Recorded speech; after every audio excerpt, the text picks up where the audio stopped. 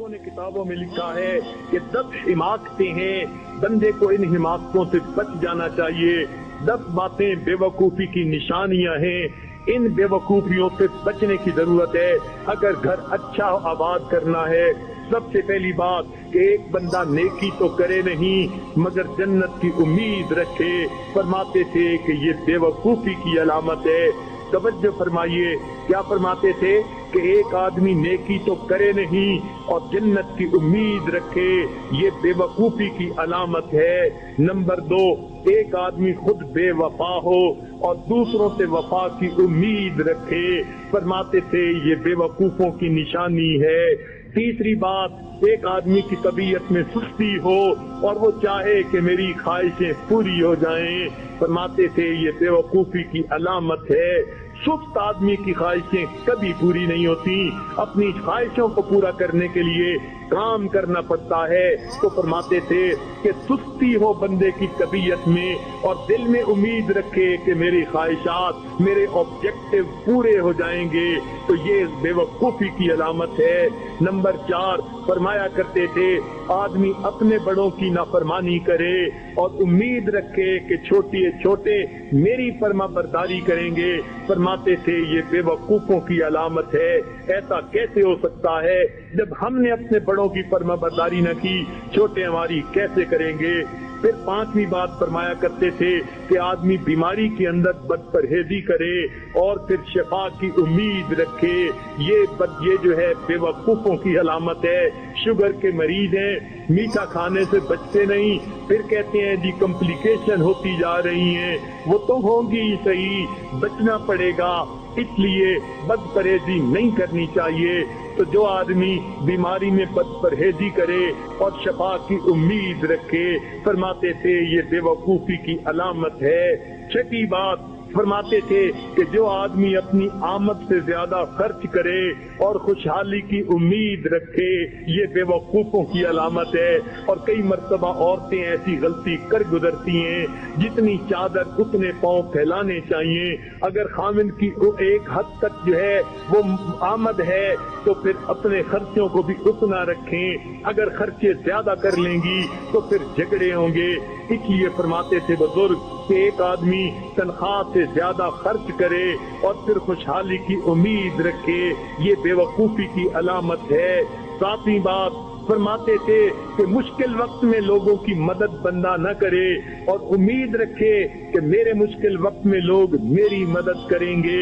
فرماتے تھے یہ بے وقوفوں کی علامت ہے۔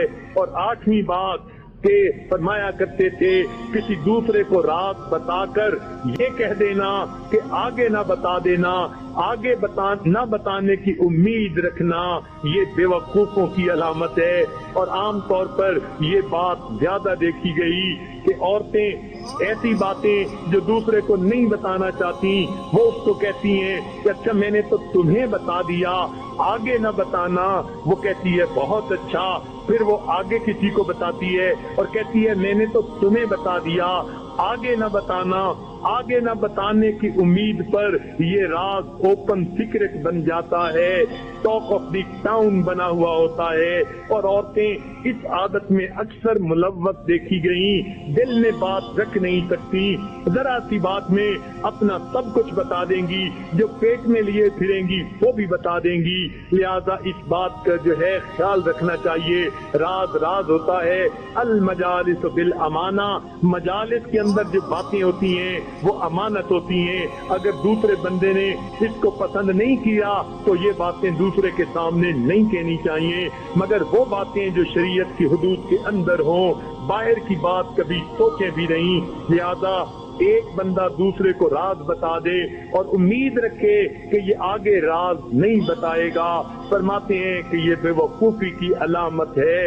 اور 9ویں بات فرمایا کرتے تھے کہ 2-4 دفعہ گناہ کر کے پھر اسے چھوڑنے کی امید کر لینا، یہ بے وقوفوں کی علامت ہے۔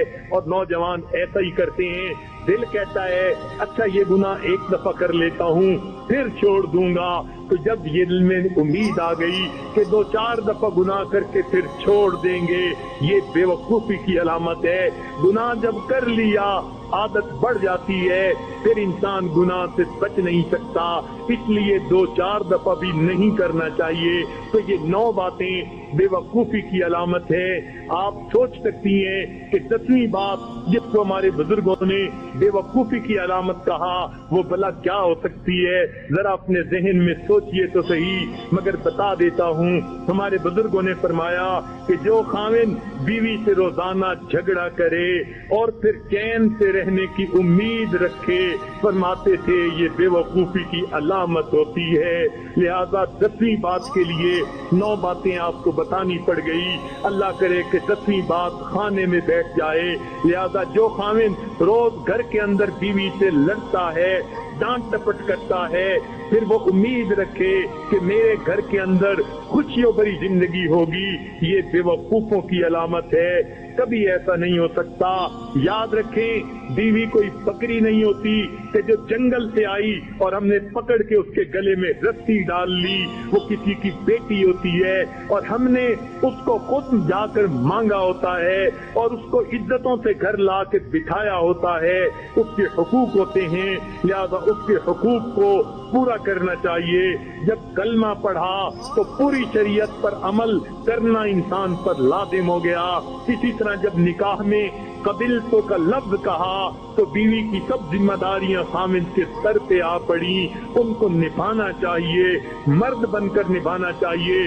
اب ذرا اس پورے مضمون کو یہ عاجز ذرا جو ہے سمیٹتا ہے تاکہ آپ اس بات کی جو ہے پوری جو ہے وہ جو سینٹرل آئیڈیا ہے اس کو سمجھ سکیں کہ بنیادی مقصد یہ ہے خاوند گھر کے اندر پیار محبت کی زندگی گزارے تاکہ گھروں کے اندر الفتیں اور محبتیں ہوں، بچوں کی تربیت اچھی ہو، میاں بیوی خوشیوں بھری زندگی گزاریں، یہ گھر جنت کے گھر کا نمونہ سا بن جائے، چھوٹا سا گلشن بن جائے، پھول ہی پھولوں۔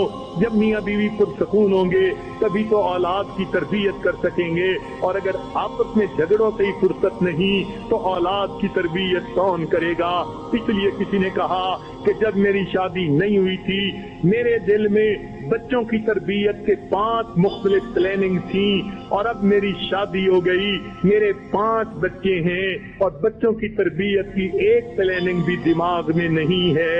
یہ ایسا ہی ہوتا ہے، آپس کے جھگڑوں سے فرصت نہیں ہوتی، بچوں کی تربیت کا وقت کہاں سے ملے گا؟